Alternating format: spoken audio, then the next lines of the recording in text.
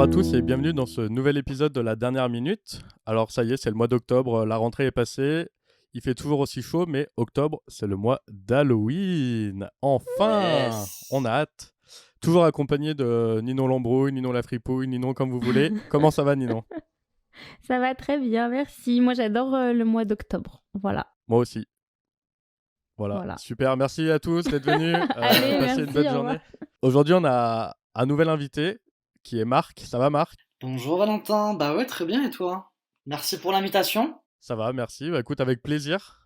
C'est un vrai régal de te recevoir. Ah, Mais alors, est-ce que tu aimes le mois d'octobre parce que sinon tu es viré du projet? comment te dire, j'attends octobre chaque année pour Halloween. J'ai déjà prévu les thèmes de mes soirées pour les 3 prochaines années, donc oui, j'attends Ah, Halloween comme certains attendent Noël, je pense. Team non, Halloween ou attendez pas Team moi. Noël? Halloween.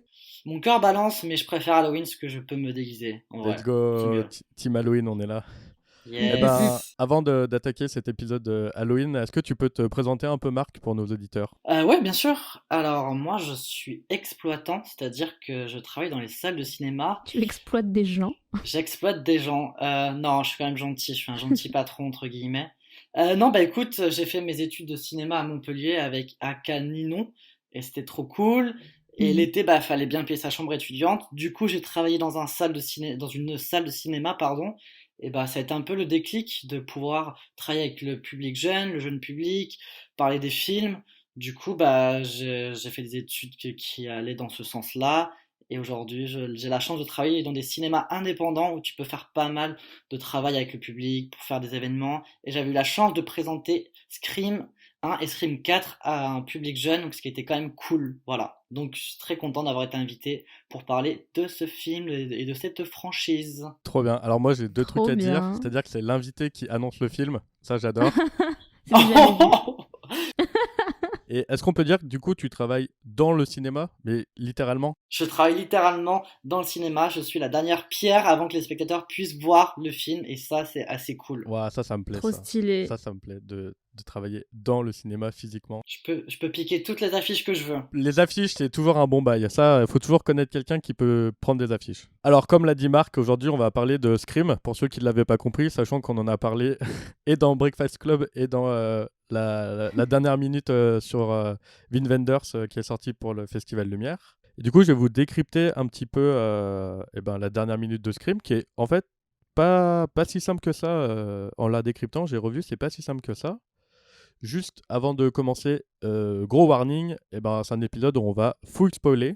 Oui. Il va y avoir du spoil à Mhm. tout va parce qu'on peut pas parler de Scream sans spoil. Donc si vous l'avez pas vu, là vous faites pause, vous allez voir Scream et vous revenez direct après et on en parle avec vous, quoi. Enfin, vous nous Mhm. écoutez, en parler, enfin, vous avez compris, quoi. Un homme est assis à genoux par terre, la bouche avec du scotch. Une femme et un homme viennent l'aider. Donc en fait, c'est le père de Sydney qui est par terre et c'est Sydney qui vient l'aider. Ensuite, la femme qui s'avance en contre-champ, c'est Courtney Cox, Gail, la journaliste, qui elle sort de la maison. L'homme qui est rentré dans une ambulance sur une civière entourée de policiers, c'est Dewey, qui est entouré de policiers. La femme qui était dans le contre-champ et qui se met face à la cam et qui parle à une personne hors champ. En fait, c'est Courtney Cox qui fait son reportage sur tous les événements qui se sont passés pendant Scream. Et du coup, elle raconte en fait tout le film. Enfin, tout le film. Non, pas tout le film, mais elle raconte en partie ce qui s'est passé. Ensuite, la caméra, elle monte. Il y a le fondu en noir. Et il y a cette fameuse image rapide, presque subliminale dont j'avais parlé. En fait, c'est le Ghost Face qui apparaît une dernière fois dans Scream 1. C'est très rapide, c'est très subliminal, mais si je vous le disais, c'était trop simple. Mhm. Et ensuite, on a le générique. Donc, on parle de Scream aujourd'hui. Et vous savez comment ils appellent ça au Québec? Oh, Non. punaise, vends-nous du rêve encore. Cri d'horreur. Non. Frisson. Oh, ça va, je m'attendais à pire, en vrai. Frisson. Est-ce qu'on va avoir Ça... Frisson 3? Ça aurait pu être pire, mais bon. Ça aurait pu être mieux. Est-ce que vous pouvez me résumer Scream? Bah écoute, des meufs qui crient, du sang partout et des jumpscares. Ok, c'est pas mal. Et l'histoire, c'est quoi? C'est l'histoire de jeunes adolescents cinéphiles de films d'horreur. Non, ça va pas du tout de commencer comme Ouais, ça. C'est l'histoire d'un tueur masqué qui traque des adolescents pour les tuer. Ouais, mais c'est... C'est nul. Ça pourrait être 2000 films. En fait, Mais c'est un peu ça. c'est pas facile à résumer. Et moi, j'ai lu beaucoup de résumés sur Internet où en fait, les mecs juste te racontent l'histoire entièrement. Genre, il n'y a pas de... Ah ouais? Il n'y a pas de petit résumé. Donc moi, j'ai écrit terrorisé par un serial killer, s'inspirant des plus grands films d'horreur pour exécuter ses crimes, une petite ville devient le terrain d'une vaste enquête où tout le monde est suspect. Oh oui, c'est très très bien ça. J'irais même plus loin, c'est un Cluedo cinématographique où le spectateur, il est autant enquêteur que les personnages dans le film. En vrai, oui, ouais, de un ouf. Cluedo cinématographique, on adore. Ouais, j'aime bien ça, Ça serait trop bien, une édition collector Cluedo et tout. Ah ouais, de fou. Comme on parle de Scream, on va parler de trucs qui sont pas toujours très joyeux aujourd'hui. Bah, Scream, c'est inspiré d'une affaire un peu réelle. Ah, je savais pas moi. Ouais, c'est un truc horrible. C'est inspiré de l'affaire du tueur de Gainesville. C'est un serial killer qui a tué des étudiants avec une violence inouïe. Je vais pas vous raconter, mais j'ai lu la page Wikipédia, ça m'a suffi. Dans une université en Floride dans les années 90. Et c'est 6 ans avant Scream. Wow. C'est récent quand même. Ouais, c'est tôt. Un peu ouais. tôt, je trouve, ouais. Et le mec a été arrêté un mois après pas après le film, après les meurtres. Et il était condamné à mort en 94. Ah, condamné à mort. Ah ouais. Ah Ouais. ouais. Ouais. Il a été exécuté depuis. Mais Scream, ça s'inspire aussi de Halloween. Je vous montrerai tout à l'heure 2-3 trucs. Scream est ce qu'on appelle un slasher. Et je pense que Ninon, tu reviendras dessus. Oui, un petit peu. Et ben, je vous propose qu'on passe tout de suite au casting incroyable et à la réalisation incroyable. Donc Wes Craven, c'est un réalisateur, scénariste, producteur, écrivain, acteur et monteur américain. Il est considéré avec John Carpenter comme le maître de l'horreur. Ces films, ils ont suscité beaucoup de polémiques pour leur violence. Il a fait Scream de 1 à 4. Wes Craven, il est d'une génération bien avant nous, puisqu'il est né en 1939. Et ses parents, ils étaient très croyants et lui interdisaient le cinéma. À part les Disney. Il a commencé le cinéma, en fait, en réalisant des courts-métrages avec ses élèves, parce qu'il devient, dans les années 50, prof des sciences humaines et de dramaturgie. Et il réalise des courts-métrages, dont une parodie de Mission Impossible, qui monte rapidement avec 3 bouts de scotch et une paire de ciseaux, quoi. Donc voilà, il est touché par le virus du cinéma, on peut dire, hein, un peu comme nous. Et du coup, à la fin des années 60, il quitte son job et il part à New York, où il tient un poste dans une maison de production.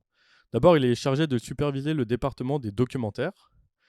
Et après, il devient assistant de production et il se perfectionne dans le montage de documentaires. Et aussi, et ça, sa version des faits a changé selon les interviews, dans l'industrie du porno. Ah. Au début de sa carrière, il a dit qu'il avait bossé dans le porno et petit à petit, il disait « Non, c'est pas vrai, j'ai jamais bossé dans le porno et tout. » Donc là, je sais pas trop. Plus il devient connu et moins il a bossé Ouais, dans c'est le porno. exactement ça. En 72, du coup, il écrit son premier long métrage qui s'appelle La dernière maison sur la gauche, qui réalise avec son ami Sean Cunningham, qui est le créateur de Vendredi 13. Et le film, il est d'une violence inouïe. C'est vraiment ultra violent, mais ça marche. Au point que Sam Harkford, qui est un producteur de série B qui a beaucoup travaillé avec Roger Corman, il va acheter le film et le distribuer. Donc, quand c'est ton premier film, je pense que travailler avec le distributeur de Roger Corman, c'est pas mal. C'est classe. Et ça a tellement bien marché que ça va lui permettre 5 ans après de faire La colline à des yeux, qui est inspiré aussi d'une histoire horrible d'un mec qui aurait tué et mangé plus de 1000 voyageurs en Écosse au XVIe siècle. Cette même histoire, ça a inspiré Porcherie de Pasolini et aussi L'attaque des Titans. Bref, c'est horrible. Et est-ce que vous savez à qui il a offert leur premier rôle, entre guillemets ? 2 acteurs très très connus à qui il a offert leur premier rôle. Pas du tout. Non, je sais pas. Il y a Sharon Stone dans La ferme de la terreur en 1980. Et il y a un autre acteur, Ninon, il est juste derrière. C'est Johnny Depp, non ? Keanu Reeves. Johnny Depp. Mais oui. Johnny Depp dans Les Griffes de la nuit. Ah bah oui, ouais, non mais... des... Alors attends, non, s'il te plaît, on rembobine parce que je sais. Ah, on refait. Johnny Depp dans Les Griffes de la nuit, évidemment. 1984, c'est ça ? Oui, exactement, c'est ça. Voilà, non mais je le savais avec son petit crop top de footballeur là, évidemment. Ah, on en reparlera de ce crop top de footballeur. Et il est arrivé sur ce film grâce à Nicolas Cage. Ah ouais ? Ouais, parce que il est partout. Nicolas Cage... Alors attends, qui sortait avec une maquilleuse ? Je crois que Johnny Depp sortait avec une maquilleuse. Et bref, il avait rencontré Nicolas Cage, machin, et il l'avait rencardé, et voilà, il a un peu la grâce à lui. Merci Nicolas. D'ailleurs, c'est un peu grâce à Johnny Depp que l'acteur qui interprète Billy Loomis a été casté, parce que l'acteur qui joue Billy Loomis ressemblait à Johnny Depp jeune, comme dans Les Griffes de la nuit. Du coup, c'est pour ça qu'il a eu le rôle. Ah, mais donc, c'est pour Johnny. ça ? Oui. C'est pour ça. Ah putain, incroyable. Dû à la ressemblance. Alors parce que moi, évidemment, genre la ressemblance, elle est frappante, mais je savais pas que c'était pour ça. Ça faisait putain, mais partie c'est de mes génial. 50 anecdotes. Plus que 49. Ah, ouais, mais il va tous les connaître là, t'es foutu. Oui, donc voilà, il a découvert Sharon Stone et Johnny Depp, donc déjà pas mal. Hein. À la fin des années 80, début 90, sa carrière, elle bat de l'aile avec Wes Craven. Il fait vraiment plus rien de ouf. Il y a eu un gros succès avec Freddy Krueger, et puis il n'y a plus rien. Et là, en 1995, boum, Scream. Carton mondial. Waouh. Il enchaîne directement avec le 2, vraiment à la suite. Après, il fait des projets un peu plus confidentiels, dont un film, pas musical, mais un espèce de docu-fiction sur la musique avec Meryl Streep. Oh. Et ensuite, ça marche pas du tout. Il se dit, ça marche pas. Boum, Scream 3. Scream 3, ça marche pas du tout. C'est pas un flop, mais disons qu'il est... c'est pas le préféré de la critique, on va dire. Donc il reste un peu dans l'ombre, voilà. Et en 2006, il participe à un film à sketch qui s'appelle Paris, je t'aime, Ah oui. avec 22 autres réalisateurs, comme il y a les frères Cohen, Bruno Podalides, Gus Van Sant, Alexander Payne, etc., etc. Et il réalise juste un tout petit court-métrage dans un lieu de Paris. Quel lieu de Paris Wes Craven il peut venir filmer? Un truc qui fait flipper. Ouais, forcément. Ouais. Ce qu'il y a dans les sous-sols de Paris, là, Ah, les ce qu'on peut catacombes. visiter. Alors Ouais, les non, c'est en catacombes. surface. Ah, bah le cimetière. Le cimetière du Père-Lachaise. Exactement.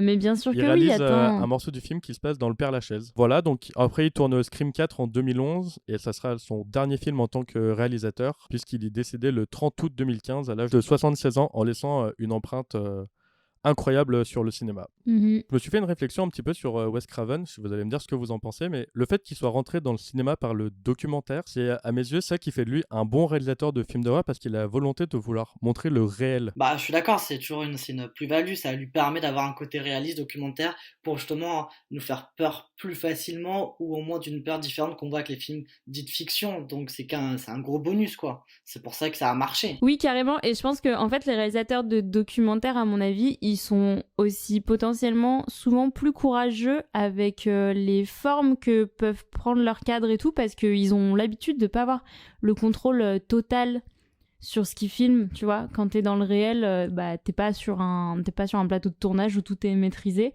Et dans Scream, t'as quand même beaucoup de... Enfin, je parle de Scream parce qu'on est là-dessus, mais t'as quand même beaucoup de plans un peu décadrés et tout. Et ça, je pense que, à mon avis, un réal full fiction et tout, il est peut-être potentiellement un peu plus frileux avec ça. Moi, je pense que commencer par le docu, c'est toujours un bon truc, en effet, ouais. Parce que je pense que t'es plus courageux quand tu sais faire du docu. C'est vraiment le truc que je me suis dit comparé à d'autres réalisateurs de films d'horreur. Genre, par exemple, je prends Rob Zombie, par exemple, Oui. qui fait des trucs ultra violents qu'on pourrait, entre guillemets, comparer. Et ben, il y a toujours la volonté de vouloir en faire plus et pas forcément de juste montrer en fait ce qui est possible. Ouais, après Rob Zombie, tu prends aussi un extrême parce que formellement, il cherche vraiment des Oui, c'est trucs vrai. hyper hardcore, tu vois. Donc Scream, c'est aussi, Scream 1 évidemment, c'est aussi une équipe technique de fous malades barjots, c'est-à-dire que c'est que des mecs qui ont travaillé que sur des trucs de fous. Ah.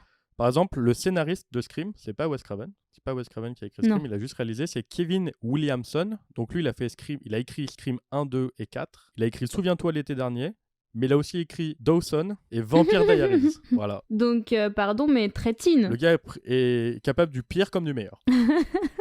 Surtout du pire, visiblement. Surtout du pire. Dawson. Arrête, c'est culte comme série, au final. Ouais, non, mais Comme je plaisante. Si on parle de teen série, c'est trop bien. Ouais. Non, mais voilà, ouais, très teen le mec, Ouais, du coup. ouais. Quand même. La musique a été faite par Marco Beltrami. Et en fait, comme beaucoup de gens qui travaillent dans l'ombre, on n'a jamais entendu parler de leur nom. Et c'est un mec qui a fait beaucoup de films d'horreur, mais aussi des blockbusters dans la musique. Il a fait Scream 1, 2, 3. Il a fait la musique de Resident Evil, Terminator 3, de Hellboy, de iRobot, de Die Hard 4, de Dans la brume de Bertrand Tavernier, de Wolverine, de Snowpiercer, etc., etc. Le gars a été nommé 2 fois aux Oscars, dont une fois pour Des mineurs de Catherine Bigelow. Voilà. Certes, c'est après Scream, mais je veux dire, ça rentre quand même dans le fait que le gars, il est ultra fort. C'est impressionnant. Les directeurs de la photographie, par exemple, il y en a eu 2. Il y a eu Mark Irwin, qui a genre bossé avec Cronenberg sur tous ses premiers films, donc genre La Mouche, Vidéodrama, etc., etc. Et il y a eu un deuxième mec qui s'appelle Peter Deming, qui lui a bossé sur Evil Dead 2, Lost Highway. Donc ça, c'est pour les gens qui sont derrière la caméra. Et on va commencer par Neve Campbell. Ouais. Neve Campbell, elle joue Sidney Prescott. Donc Neve Campbell, à la base, c'est une danseuse. En fait, elle se blesse, donc elle peut plus danser. Du coup, elle se tourne vers le théâtre, puis le cinéma. Et elle a été découverte par Scream. Vraiment, Scream, c'est un petit peu ce qu'il a fait découvrir. Après, elle a tourné dans un film qui s'appelle The Craft, Ah un truc oui, avec des sorcières, dont tout le monde me parle et j'ai encore jamais vu parce que je trouve pas le DVD. teen movie encore. Donc elle joue dans Scream. Après, bon, elle a pas fait des trucs incroyables. Surtout du truc de deuxième plan, genre 2 épisodes de Grey's Anatomy, un épisode de Mad Men, 4, 5, 6 saisons de House of Cards. Elle a dit 2 trucs qui sont très intéressants. Quand Scream 4 est sorti, elle a dit qu'elle allait pas être dedans parce que, je cite, mon personnage aurait dû devenir folle dès le 2e Scream. Bon, finalement, elle joue dedans. Mais par contre, elle apparaît pas dans le 6 parce qu'elle a refusé le rôle parce qu'elle n'était pas satisfaite de son salaire. Ah ouais? Mais elle sera dans le 7. Ok, elle a fait la difficile. Attends, mais là, c'est le combienième qui est sorti en 2022? Le 6. Le 6, ouais. Ok. Donc, elle est pas dans le 6, mais elle sera dans le 7. Donc, elle a dû revoir ses prétentions salariales ou alors, je sais pas, la prod a eu plus de sous.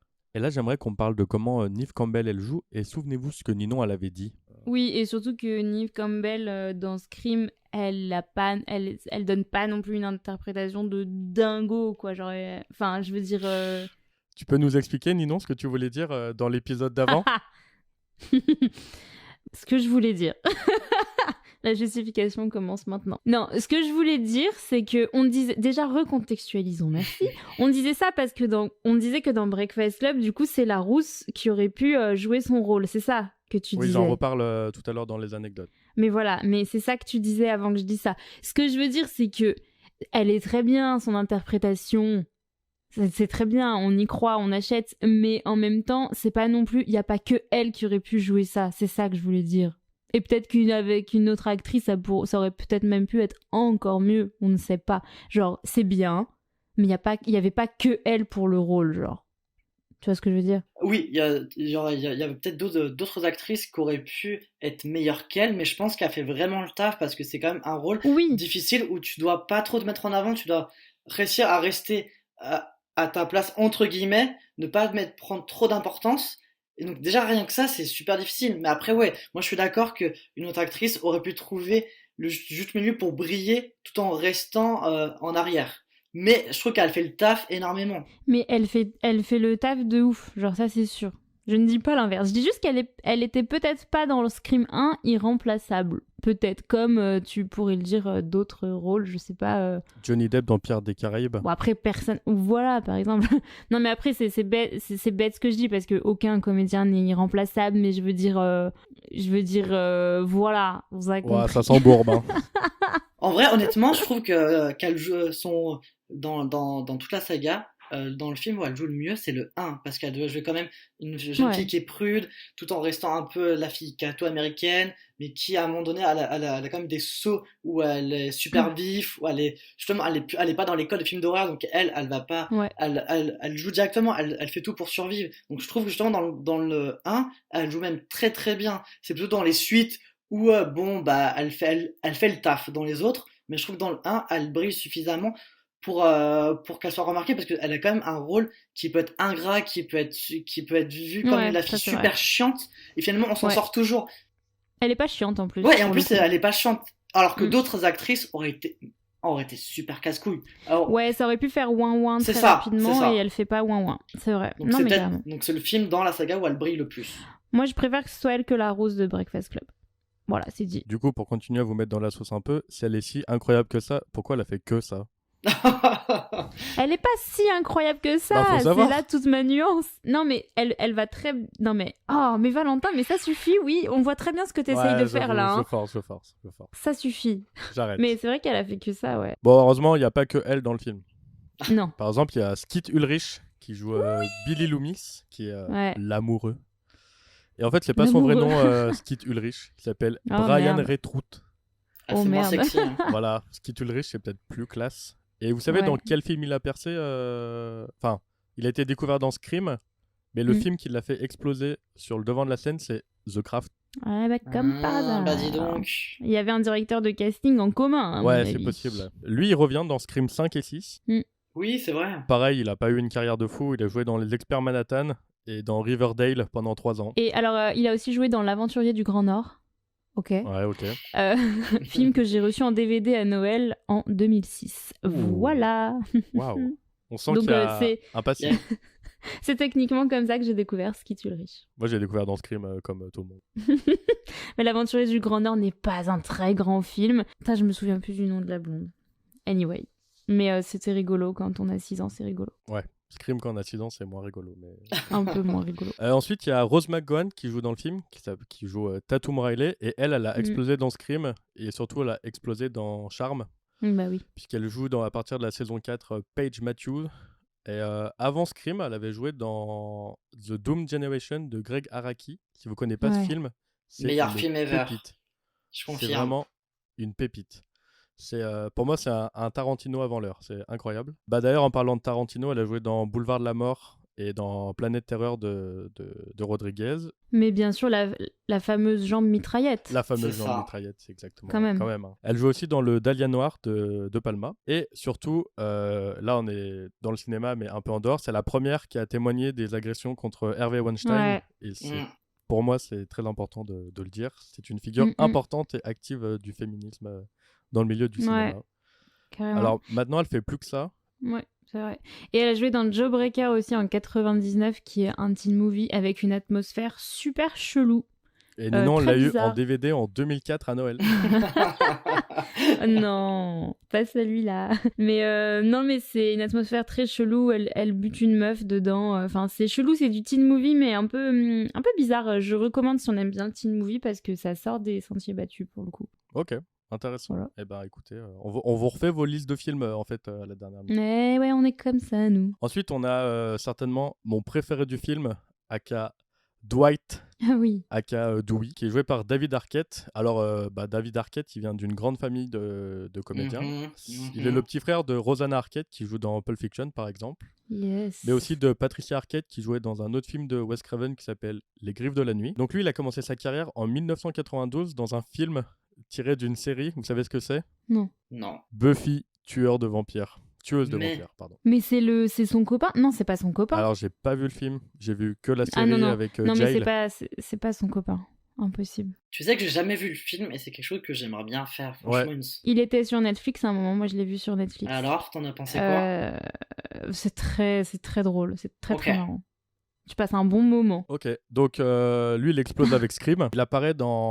Il fait quelques apparitions dans la série Friends, puisqu'évidemment, à l'époque, c'était le compagnon de Courtney Cox, Forcément. qu'il a rencontré sur le tournage de Scream. Marie, hein. Marié, Oui, ouais. ils sont Parce mariés que dans après. Friends, à partir de la saison je sais pas Six. combien, au générique, Mhm. ça commence Courtney Cox Arquette. Arquette. Et est-ce que vous savez dans quelle ligue de sport il a fait carrière ? Alors, Le baseball ? Non. oh, ça aurait pu. Attends, j'essaie de voir sa carrure. Ça a un lien avec sa carrure ? Il n'a pas une carrure particulière. Il n'est pas forcément très grand, c'est pas du basket. Non, il est pas forcément C'est du très basket musclé. Je sais pas. Il a fait une petite carrière dans le catch, Le Mais catch. où il a fait quelques matchs. Et il a été champion du monde poids lourd de la fédération de catch, la WCW. Alors, je ne sais pas du tout ce que c'est, mais... c'est inattendu, ça. Inattendu. Pas mal. Ouais, inattendu en effet, ouais, c'est le mot. Je suis là pour ça, hein, vous livrez des trucs dont tout le monde s'en fout. Attends, le catch, c'est génial. En C'est vrai, faux. moi, des fois, je vous livre une petite anecdote sur moi. Des fois, ça m'arrive de regarder du catch et je me dis, c'est tellement du cinéma burlesque ce que je regarde là. J'ai Ouais. l'impression de regarder genre des Buster Keaton. Ouais. Ça me rappelle toujours aussi cet épisode de South Park où ils font du catch et ils sont en mode « Tu as tué ma femme! On va régler ça sur le ring !» Bon, alors du coup, dans le film, comme j'ai dit, il y a Courtney Cox qui joue Gail Weather, la journaliste. Et elle a commencé, elle a fait de petits films un peu à gauche à droite. Et en 94, elle joue dans Ace Ventura, détective chien et chat. Ouais. C'est là vraiment la première fois qu'on la reconnaît, entre guillemets, voilà, comme actrice. Mais là où elle a explosé, c'est en Friends. C'est dans Friends, entre 94 et 2004, qui la rend célèbre. Et en fait, en même temps que Friends, du coup, elle a tourné Scream. Tous les Scream, en fait. Parce que... Elle est dans tous, elle. Elle est dans tous, elle est même dans les derniers, là. Vraiment, Ouais. elle a tout compris. Il n'y a pas de je négocie mon salaire et tout. Elle a dit ouais, vas-y, on y va, on prend. Entre 2009 et 2015, elle est dans une autre série qui s'appelle Cougar Town. Alors, je ne l'ai pas vue. Oui, c'est drôle. Si, c'est C'est drôle. drôle. C'est drôle, mais ça se perd dans l'humour. Les premières saisons, c'est vraiment le principe de la cougar. Après, ça va se transformer en mode Friends. Du coup, ça marche Ouais. pas trop, mais tu passes un très bon moment. Moi, j'avais bien aimé les premières saisons. Ok. Ouais, les premières saisons, il y a des bonnes blagues, c'est marrant. Et elle invite tous ses copains et copines de Friends, évidemment. Ouais. Ouais. J'ai encore des infos inutiles sur elle. J'adore ça, les infos inutiles. Son cousin par alliance, c'est Stewart Copeland, c'est le batteur de Police. Voilà, écoutez, c'est Ah, cadeau. c'est c'est classe. pour vous. Cousin par alliance, ok. Voilà, elle était en couple aussi avec le Julien Lepers américain, avec Michael Keaton. Oh waouh, quand même. Voilà. Pas mal. Pas Ouais, mal. pas mal, hein. Et elle a tourné dans une pub Tampax dans les années 80 et c'était la première pub pour des protections hygiéniques qui passait à la télé parce qu'avant ça, vous comprenez, les règles c'est dégueulasse donc on n'en parlait pas à la télévision, chaîne publique et tout. Ah ouais. Et c'était la première pub pour des protections hygiénique, ouais. Pas mal. J'avais C'était pas vu Tampax. cette Et info. c'est elle est dans un petit vestiaire, vous pouvez taper sur YouTube Courtney Cox pub Tampax, elle est dans un petit vestiaire de sport, elle est en train de refaire ses petits lacets, elle dit hey, moi quand j'ai mes règles et que je dois aller faire du sport, bah c'est pas grave parce que j'ai Tampax. Voilà, en gros c'est ça l'idée. Je vous ai super bien fait la Super. pub, n'est-ce pas? En plus vous avez pas l'image vous qui nous écoutez, mais c'était super bien fait. Et elle a tourné dans un clip de Metallica, je crois aussi. Moi, j'ai une autre info, c'est qu'elle était choisie pour jouer Susan Meyers dans Desperate Housewives. Oh, ça aurait Non. été génial. Si, c'est elle qui devait jouer et elle a annulé à cause de sa grossesse. Ah waouh. Moi, je pense qu'elle a bien fait. Tant mieux, je pense qu'elle nous reste pas dans ce rôle-là. Genre là, c'est Monica de Friends et tout, et c'est trop bien. Genre, ça aurait un peu entaché Monica de Friends, non? Non, c'est un autre registre. Ouais, mais justement, je sais pas. Je sais pas, moi ça m'a pas choqué. Quand j'ai vu ça, je me suis Ouais, dit, moi non plus. franchement, je la voyais trop, ouais. Mais elle aurait pu, c'est vrai. Elle aurait été peut-être plus cool que la Suzanne Bah, actuelle. justement. Oh là là, il faut que j'arrête de.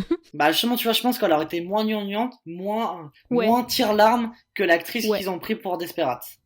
Waouh. je pense waouh, aussi. Eh, waouh. On donne ça, des là, avis ici. Ça, je le prends, Marc, et on te réinvite dans un épisode où elle est là, et je te le balance Ça comme va ça. clairement être ressorti, C'est mais t'es ça. sûr? On n'a pas le droit de dire du mal des comédiennes ici. non, non, non. Alors, c'était pour Bruce Springsteen, Oui, c'est ça. rien à voir avec Metallica. Ouais. C'est ce que Voilà, j'avais dit. mais elle avait un rôle là-dessus et je crois que c'est un peu une de ses premières expériences, je crois un peu audiovisuelle. C'était un truc comme ça. Ensuite, donc, comme je vous l'ai dit, il y a beaucoup d'acteurs, mais on arrive bientôt à la fin. Il y a Matthew Lillard qui joue Stuart à Cast. Ah bah merci, enfin Samy quand même. Bah voilà, super. Bon, C'est suivant. ça. Donc, lui, il a été découvert dans Scream et il fait de la figuration dans le 2, le 4 et le 5. Alors, Ah ouais? Ah bon? ça vraiment, vous verrez dans les autres, il y en a plein qui ont fait de la figuration dans les autres Scream. Ça me fume de rire. Mais c'est De me trop dire, triste. les mecs, ils se sont fait buter dans le 1 et ils font de la Ouais. figuration dans les autres. C'est un peu drôle drôle. et un peu triste. Bah attends, mais c'est Pour pour les le comédiens. plaisir ou c'est pour l'argent ou c'est premier degré? Je sais pas, mais vraiment, je sais pas si c'est pour l'argent ou si c'est juste C'est- pour dire oh vas-y. C'est pour les Scream clins et d'œil, tout. je Ouais, pense, je Oui, pense je que non pense c'est pour les clins d'œil. aussi, ouais. Comme, ouais, c'est comme drôle. Wes Craven, pense. il fait beaucoup de refs et de clins d'œil, à mon avis, c'est Ouais. pour ça, mais Et il se fait des auto-clins d'œil, donc je pense que c'est un auto-clin Alors, d'œil. vous allez pas niquer toutes mes anecdotes là, je vous préviens. Matthew, bah, pour moi, c'est avant tout Sammy dans Scooby-Doo. Bah ouais. Voilà. On est tous Il d'accord, hein. il est lié à ce personnage parce qu'il a fait donc les films, il a aussi fait les voix des films d'animation, dans les jeux vidéo, tout. Et en fait, en 2019, on lui a dit bon, écoute, Matthew, t'es gentil, mais tu vas plus faire la voix de Sammy. Quelle horreur. Et vraiment beaucoup affecté. En fait, on lui a dit voilà. Et lui, il aimait tellement ce personnage, il était tellement ancré dans ce Mm. personnage que bah ça l'a affecté. Et du coup, vraiment, sa carrière, elle est passée en second plan. Et il a dit bah ok, si c'est comme ça, adieu. Ah, c'est des bâtards quand même. Je trouve ça trop triste. Ils auraient pu nous laisser Samy, enfin je veux dire... Il a ce personnage dans le sang, quoi. Ouais. C'est iconique, c'est visuel, c'est tout, c'est la mentalité, ça marchait super bien, quoi. Mais j'avais vu une interview où il disait un peu... Ouais, et en fait, lui, il a vraiment jamais réussi à décoller plus Ouais. que ça, alors qu'à un moment donné, fin 90, il était un peu prometteur, tu vois. Enfin, il avait vraiment des bons trucs à jouer potentiellement, et... Bah, on sait pas, je sais pas trop pour quelle raison, mais ouais, il a jamais réussi à tirer son épingle du jeu plus que ça, quoi. Alors que... En vrai, moi, je trouve qu'il a, il a quand même une bonne présence et tout dans Scream, déjà. Enfin, il a un bon charisme et tout, je trouve, quand même. Enfin, il y avait quand même quelque chose avec ce comédien, donc c'est trop dommage. J'ai l'impression que c'est un peu le problème dans tous les teen movies slasher. T'as quand même quelques acteurs et actrices qui arrivent à se démêler de ça et de sortir pour jouer dans d'autres registres et avoir une grande carrière, mais beaucoup restent enfermés à quelques rôles et sortent pas des teen movies et slasher. C'est pour ça que ça reste des thèmes où les acteurs où on commence par ça, ou ceux qui sont plus bankable finissent là-dedans ou se servent de ces registres pour rebondir après, quoi. En vrai, là, dans tous les acteurs qu'on a vus pour l'instant, après, il en reste 2, mais il y a que Rose McGowan qui vraiment a fait une vraie carrière après Scream. Oh, un Non, petit Courtney peu Cox. David Arquette. Courtney Oui, Cox. mais Courtney Cox, elle était déjà connue. Donc, elle n'a pas été découverte ouais. par Scream. C'est ça que je veux dire. Ah oui, oui. Ah oui, ok. Ouais, Ouais, c'est c'est vrai. Magresse, Ouais. là. Ouais, Courtney Cox. Ça va, Courtney ça va. Oui, en effet. Ouais, et c'est un peu... Ouais, et t'en as vu pareil dans Breakfast Club, c'est un peu le souci. Ouais. Donc, si vous voulez commencer votre carrière, faites pas des Bah, c'est teen bon, movies, du coup. quoi. Bah, c'est bon, du coup, on est déjà assez vieux. Ouais, Ah oui, ouais, c'est c'est ça. Assez vieux Nous, pour c'est jouer bon. des jeunes. C'est vrai, c'est vrai.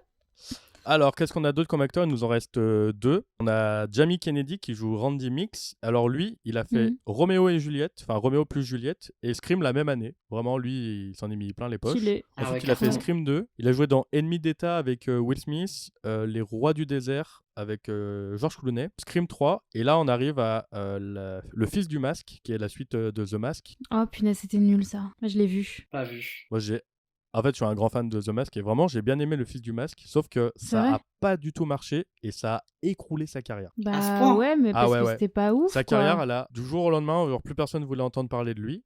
Et là, c'est dur. petit à petit, il revient. Il a joué dans quelques épisodes de Ghost Whisperer, Ghost Whisperer. exactement comme elle a dit la dame. Plus récemment, il a joué dans Ad Astra de James Gray et Ah. il revient Ah ouais dans Scream 5 pour faire la voix de lui-même. Ok. Mais Très bien. ouais, c'était un acteur très prometteur qui s'est cassé la gueule, tout simplement. C'est Bon. quand même dur de te encore dire un. que c'est un film qui détruit tout ton travail, tes 10-15 ans de Ouais. dur labeur, et Ouais. parfois, ouais, un seul mauvais choix, et bam, tu recommences tout à faire des épisodes de Ghost, comme dit la dame, là. Ghost Whisperer.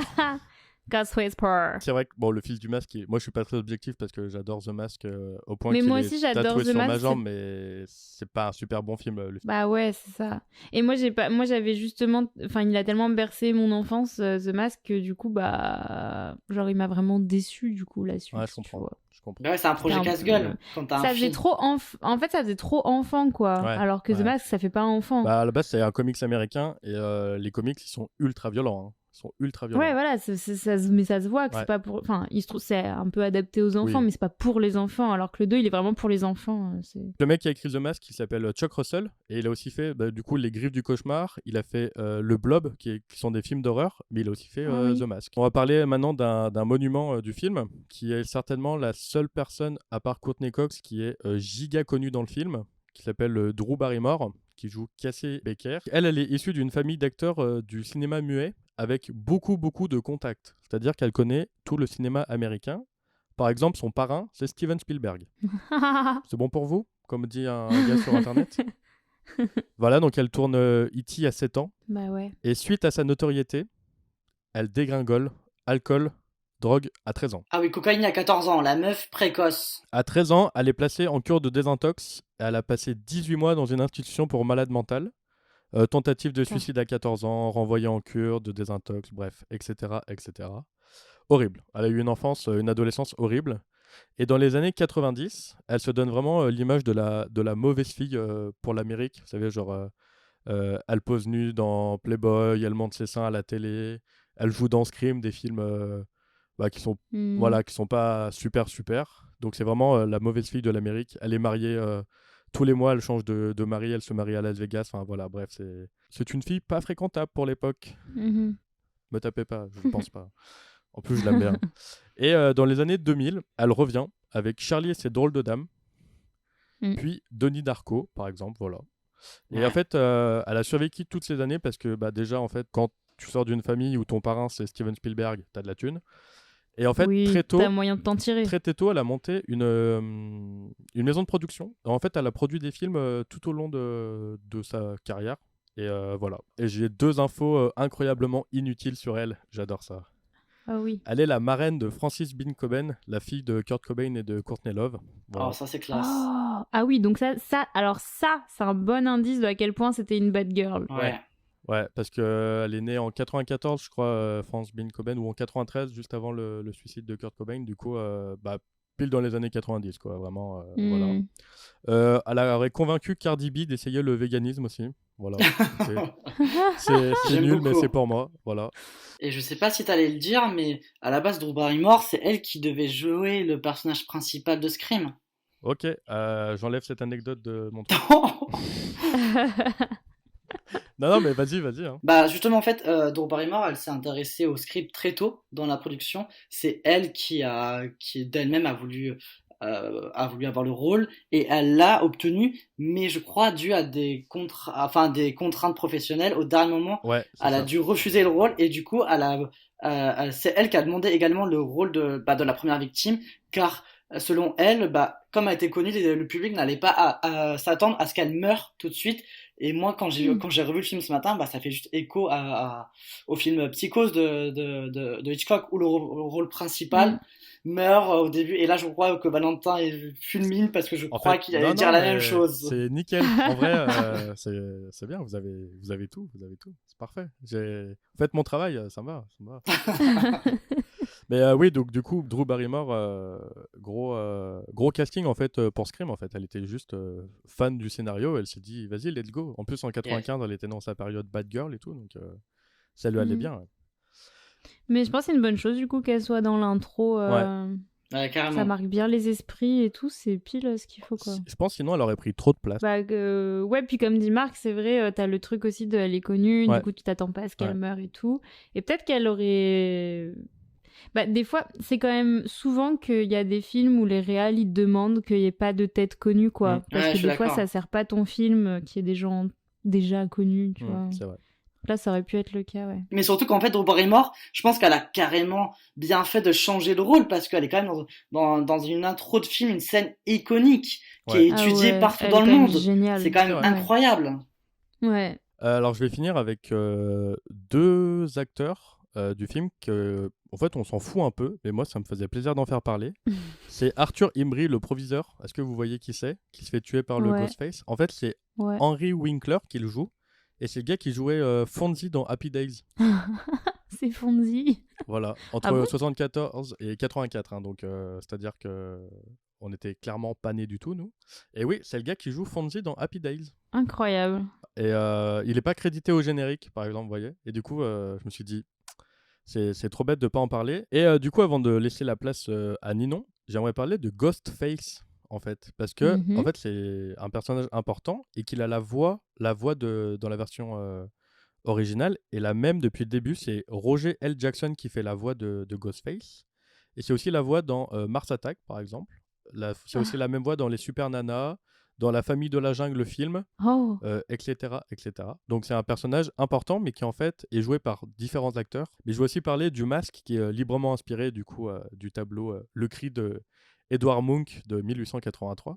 Vous avez vu, j'ai bien travaillé. Et à la base, le masque, il devait être tout blanc. Mais en fait, il y avait une petite ressemblance un peu douteuse avec le Klux Klan. Du coup, ils ont changé d'avis parce que c'était un peu douteux, justement. Voilà. Voilà, je vais laisser une petite anecdote un peu pourrie avant de laisser la place à Ninon pour bien niquer l'ambiance. Le masque a été utilisé plusieurs fois dans des faits divers réels qui ont emmené meurtre de plusieurs personnes. Donc, s'il vous plaît, ne faites pas passer la fiction dans la réalité. Voilà, je laisse la place à Ninon. Alors, moi j'adore Scream. Voilà, ma chronique commence vraiment comme ça. J'ai 6 ans et demi. Ah bah non, on a dit qu'à 6 ans on pouvait pas aimer Scream. Oui.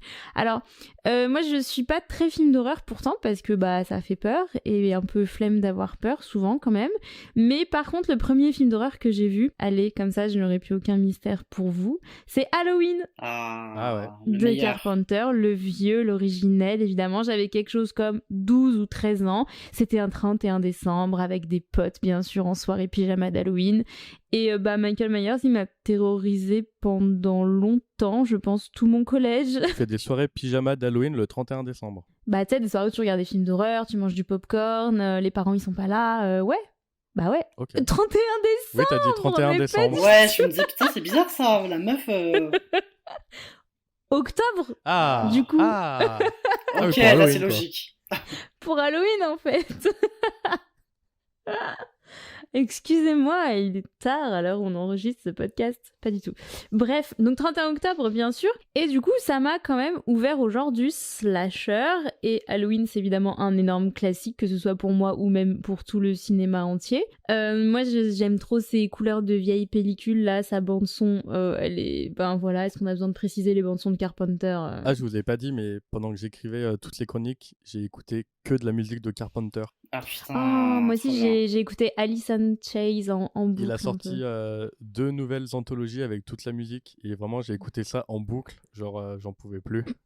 Mais c'est parfait, t'es dans l'ambiance, quoi. Parfait. Et donc voilà, donc sa bande son incroyable évidemment, et sa Final Girl, parce que la Final Girl d'Halloween, moi voilà, j'ai mis dans mon cœur un petit peu.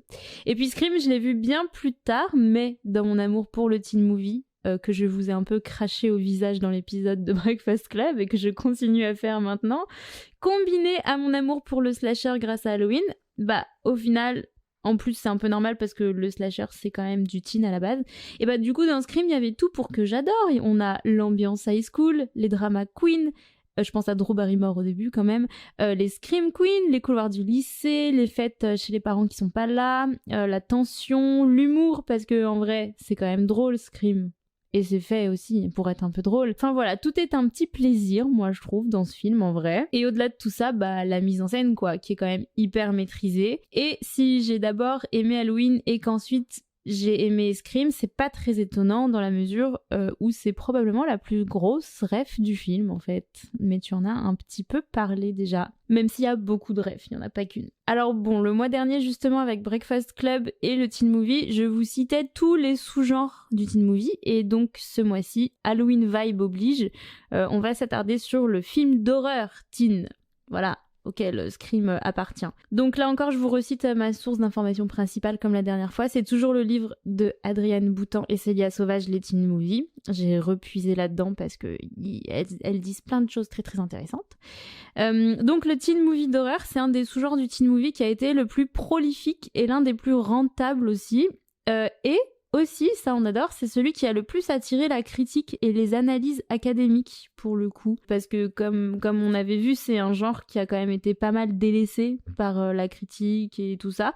Mais le teen d'horreur fait un peu exception. Dans ces teens d'horreur, on retrouve les slashers, les films de monstres et les films de vampires. Nous, avec Scream, on est évidemment dans le slasher, mais ce qu'on remarque vraiment pour le coup dans ces 3 catégories, c'est que à chaque fois, ces films remettent la question de la sexualité au cœur des réflexions, et surtout, dans ces films, le sexe est un danger qui n'épargne ni les victimes, ni les agresseurs. Le sexe, c'est mal, ça tue tout le monde. En gros, c'est un peu ça l'idée. Bouh, voilà. Donc globalement, dans ces teen movies, surtout quand on parle des classiques comme Scream et donc de cette époque-là encore plus, le désir est ou doit être réprimé et on valorise la chasteté, bien sûr. À l'inverse, par exemple, de ce que mettent en scène les teen sex comédies à la American Pie et tout ça, pour vraiment citer que lui. J'avais déjà cité lui la dernière fois, mais parce que j'en ai pas d'autres qui me viennent en tête tout de suite. Mais ça n'est pas le sujet. Je peux ressortir mes DVD comme dans l'épisode d'avant. Alors avec Scream, on est donc dans un slasher, et plus qu'un slasher, c'est une réflexion formelle sur le genre qui emploie évidemment tout un tas de codes pour pouvoir ensuite mieux les détourner. On a un personnage qui symbolise bien ça, c'est Randy, je savais pas comment le dire. Randy, nous dirons. Randy, qui est le nerd du cinéma qui rappelle les codes du slasher à tous ses copains pendant la soirée film. Est-ce que vous vous souvenez des règles du slasher? Mais vous avez revu le film pour préparer, donc c'est pas du jeu, mais... Eh ben, première règle, pour survivre dans un film d'horreur, déjà, il faut obéir aux règles. La première, c'est que on ne peut pas coucher. Dès qu'on couche, On meurt. on est fini. Le sexe, c'est la mort. C'est très drôle parce que cette semaine, j'ai vu le film It Follows. Eh oui. C'est exactement ça. C'est la même chose. Tu vois, comme quoi les Américains, ils ont pas bougé, quoi. C'est des gens qui couchent ensemble et du coup, il y a des gens qui les poursuivent. Il faut coucher avec une autre personne pour donner la malédiction. Pour lui transmettre. Mais ça, c'est même un truc de MST, il y a un truc de sida derrière mais tout. Ça revient un peu là-dessus. Ouais. Bon, après, le film est nul. Le sexe, c'est la mort. Allez pas le voir, le film est nul. Non, faut pas dire le film est nul, mais le film est décevant. Pas nul, décevant. C'est vrai, pour être honnête, il y a eu un gros phénomène autour du film Et moi, je me suis endormi au cinéma, en vrai. Il est un peu... Voilà, ouais. Il est décevant, voilà. Mais pas totalement nul, mais voilà. Enfin bref, la règle numéro 2, c'est pas d'alcool ni de drogue. Yes. Et Randy, il précise que ça, en vrai, c'est une extension de la règle numéro 1, parce qu'apparemment, l'alcool et la drogue, ça mène à la règle numéro 1. Et la règle numéro 3, c'est qu'il ne faut jamais dire « I'll be back », je reviens dans 5 minutes, quoi, parce que tu reviendras pas si tu dis ça. Donc, faut pas le dire. Voilà. Il en manque une règle, non? Je crois qu'il faut toujours rester en groupe et il faut pas partir tout seul. Non, je m'en rappelle plus. Je me trompe peut-être. Et ben, ça fait pas partie des règles que Randy évoque, mais en vrai, oui. Ça fait partie des règles pour nous spectateurs, moi je pense. Hein. Il faut pas se séparer. C'est une mauvaise idée de se séparer. Carrément. Donc Scream, c'est pas le premier slasher historiquement, mais il l'a marqué très très fort évidemment. Et si on veut parler du premier slasher tel qu'on l'entend aujourd'hui en gros, parce qu'il y avait déjà des trucs qui ressemblaient, mais vraiment comme on l'entend aujourd'hui, bah on parlerait d'Halloween. Désolé, on revient à Halloween. Donc de Carpenter qui date de 78.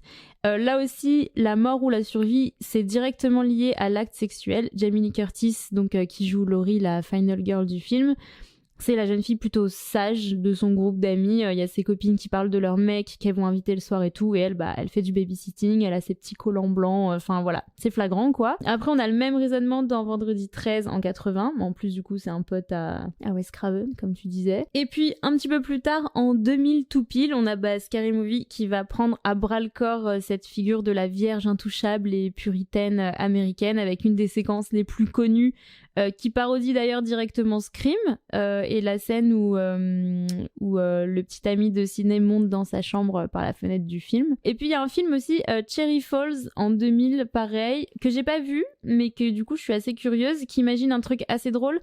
Le pitch, c'est que c'est un tueur en série qui s'en prend uniquement à des adolescents vierges. Du coup, les élèves du lycée organisent une énorme soirée de dépucelage collectif parce qu'ils veulent pas mourir. Voilà. Donc je trouve quand même l'idée assez drôle et ça me rend curieuse. Surtout que quand on voit l'affiche du film, elle fait pas rire du tout, et donc je me demande vraiment quelle tournure ils prennent pour ce film. Donc je pense que j'essaierai de regarder ça parce que ça attise ma curiosité. Mais bon, quand même, l'Amérique, ça reste l'Amérique. Donc dans ce film-là, l'héroïne incarnée par Brittany Murphy va quand même réussir à survivre et à rester vierge. Voilà, on place la barre toujours plus haut. Mais dans Scream, le personnage de Sidney, pour le coup, il va quand même perdre sa virginité au cours du film, plutôt vers la fin d'ailleurs, mais elle va quand même survivre. Et ça, à l'époque, pour le coup, ça revisite quand même pas mal les codes du genre. Comme tu disais, Marc, tout à l'heure, Sidney, le personnage, il est quand même... il est pas classique pour le genre dans lequel il évolue. Et il y a aussi le fait qu'elle n'est pas la seule final girl, parce que du coup, on a Gail Weather, Courtney Cox, qui joue la journaliste, qui va survivre elle aussi à tout ça. Et elles vont traverser l'escrime, Courtney Cox même encore plus que Neve Campbell pour le coup. Mais elles vont passer tous les films plus ou moins ensemble, là où les tueurs, eux, voilà, premier spoil, là où les tueurs, eux, vont mourir en fait et se succéder. Et ça inverse un peu le truc du slasher avec la fascination, pour le coup, à la Michael Myers, que les fans ils peuvent avoir pour le tueur en lui-même. On suit les aventures les aventures de Michael Myers. Mais on suit vraiment un tueur, quoi. Souvent c'est ça, voilà, Freddy, enfin bref, il y a tout ce truc là. Et ici non, pour le coup on suit les meufs qui survivent, quoi. Donc ça c'est un petit peu différent, et ça laisse aussi leurs personnages l'opportunité d'évoluer et d'apprendre de ce qu'elles ont vécu dans les opus précédents, pour le coup. Et ça, c'est assez intéressant. Et ce genre de personnage féminin, il n'est pas encore courant du tout dans les slashers en 96. D'ailleurs, Sidney, elle le dit au téléphone à Ghostface. Elle lui dit c'est toujours l'histoire d'un tueur débile occupé à harceler une fille au gros sein, très mauvaise comédienne, qui passe son temps à remonter les escaliers en courant au lieu de sortir par la porte principale. Et après elle dit insulting, genre c'est insultant pour les filles qui doivent échapper à des tueurs, quoi. Moi je l'entends comme ça. Donc Scream, c'est bien une vraie réflexion sur le slasher, et il y a une grosse quantité de références, parce que Wes Craven, pour le coup, il a été privé de cinéma tellement longtemps, je crois, le pauvre, que du coup il est passionné et il a besoin il aime le cinéma, et dans Scream ça se sent évidemment. Donc ça passe beaucoup par le personnage, pas que, mais beaucoup par le personnage de Randy pour le coup, donc le cinéphile qui saoule tout le monde avec ses théories tirées de films. Moi évidemment, je vous ai dit que j'aimais bien Halloween de Carpenter. Un peu. Oui, parce que tu le regardais le 31 décembre. Ouais. Et ben forcément, il y a une séquence au début où Sydney elle est en classe et elle regarde le siège de Drew Barrymore. Enfin, moi, j'ai supposé que c'était le siège de Drew, du coup vide, parce que il est vide et ça la travaille, donc j'ai supposé que c'était ça. Je pense que c'est ça. Et là, on a des plans qui ressemblent beaucoup, mais beaucoup aux plans de Laurie en classe dans Halloween avec Carpenter. Alors, c'est pas la même chose parce que Laurie, elle regarde dehors et tout, mais vraiment le plan, l'enchaînement des plans. Peut-être que je suis parano et que je vois Halloween partout, mais moi je trouve que vraiment en termes de mise en scène et de composition, ça ressemble beaucoup. Un truc trop intéressant, ça y est, pardon, hein, mais aujourd'hui il y a très peu de liaisons dans cette chronique, je passe du coq à l'âne. Truc trop intéressant, esthétiquement, que je trouve trop beau dans Scream, et en vrai, en regardant, en m'attardant un peu dessus, ça fait vraiment l'identité du film, je trouve, si on prend le temps de regarder. Il y a des ombres sur les murs, partout, tout le temps, vraiment, tout le temps. Il y a des ombres en arrière-plan tout le temps. Bah oui, toujours dans la petite ref Halloween. Ah oui, c'était ça ma liaison. Il y a à un moment donné, Sydney est convoquée dans le bureau du proviseur justement, et là il y a des ombres, des persiennes sur les murs super fort, elles sont hyper marquées. Et moi, quand je vois des ombres de persiennes sur un mur dans un film, je peux pas m'empêcher de penser à Jamie Lee Curtis planquée dans son placard à la fin d'Halloween avec les ombres justement des persiennes sur le visage. Genre voilà, c'est quand même flagrant. Et du coup, oui, dans Scream, il y a énormément de jeux d'ombre dans les décors en arrière-plan, même quand ils sont à l'intérieur.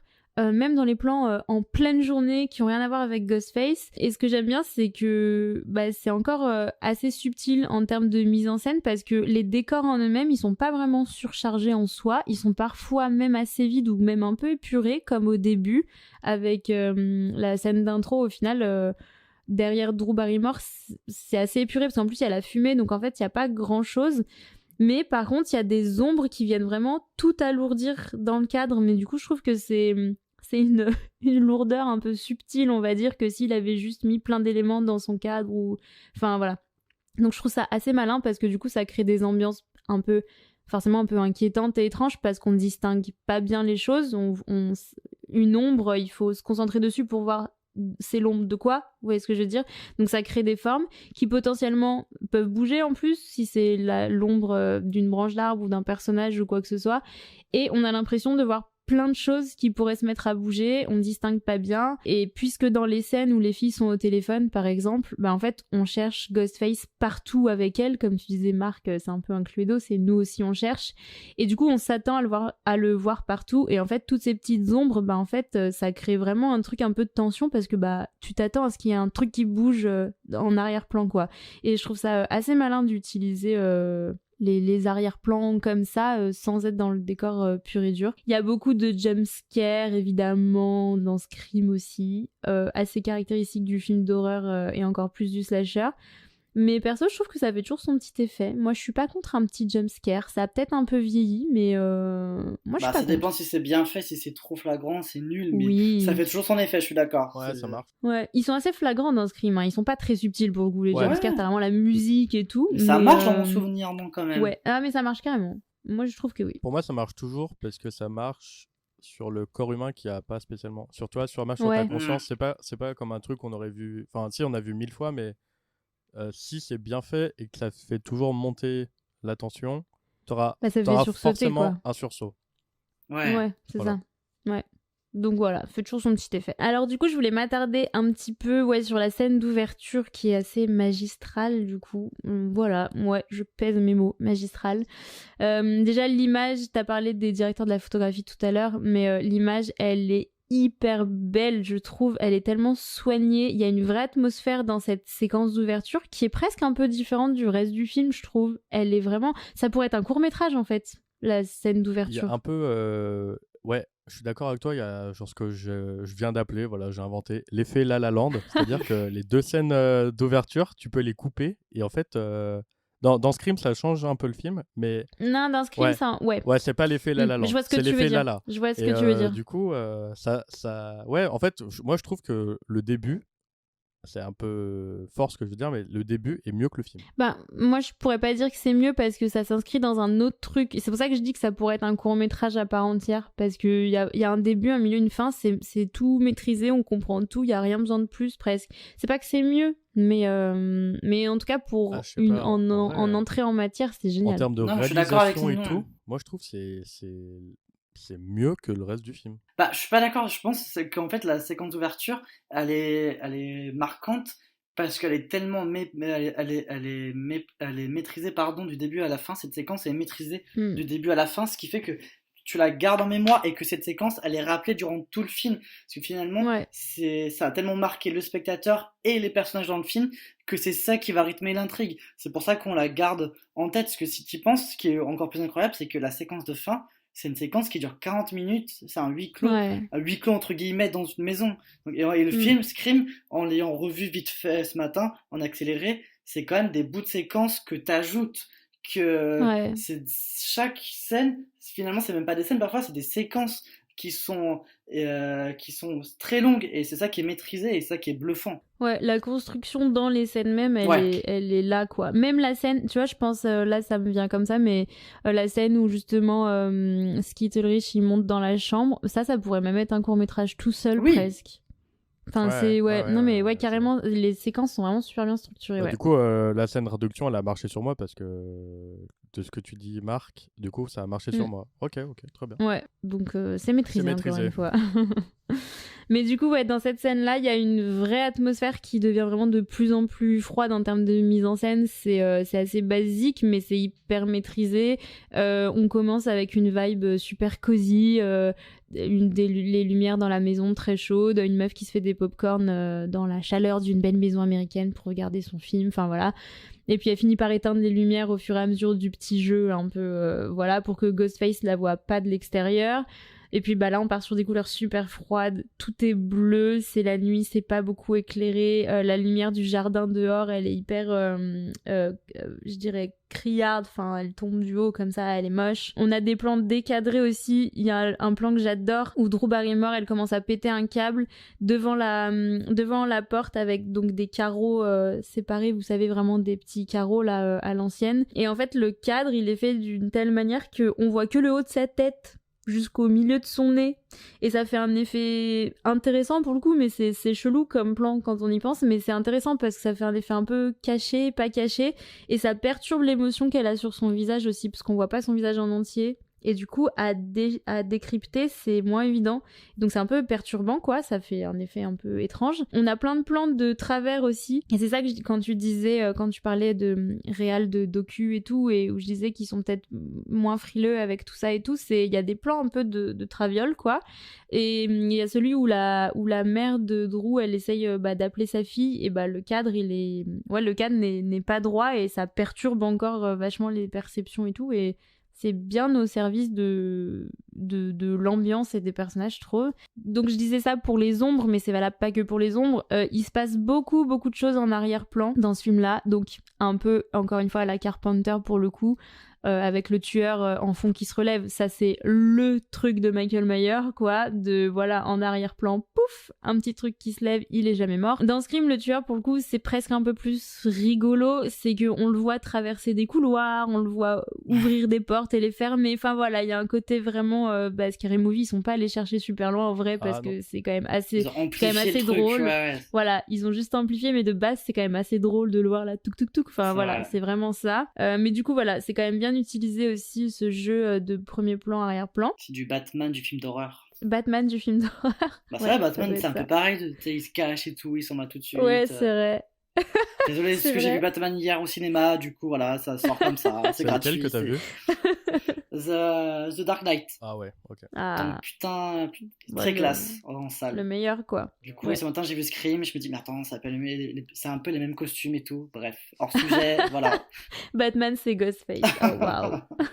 On a un petit peu de caméra subjective aussi, pas beaucoup. Pas beaucoup, franchement. Un petit peu au début, ça revient pas trop dans le film, mais c'est assez subtil, mais ça nous plonge à peu près dans le regard de Drew Barrymore au début, quand elle voit ses parents arriver et qu'elle peut pas crier. Il y a des plans comme ça, un peu... des petits plans subjectifs. Et d'ailleurs, quitte à parler autant d'Halloween, on a quand même le personnage de Rose McGowan qui dit à Sydney à un moment « Arrête, tu me fais penser à un film de Wes Carpenter ou je sais pas quoi ». Voilà, petit auto-clin d'œil. C'est drôle de l'appeler Wes Carpenter. Voilà, Wes Craven, John Carpenter, l'autre elle fait un amalgame et c'est... elle mélange tout, c'est rigolo. Wes Craven, il a dû se faire un petit kiff. C'est une drôle d'autodérision et en même temps c'est un hommage, quoi. Et ça veut dire ce que ça veut dire. Dans ce film, on reprend des mythes, parce que oui, Halloween c'est un mythe du cinéma. Et ici, ça se traduit par tout un tas de codes du coup du cinéma qui sont réemployés et plus ou moins déformés, on va dire.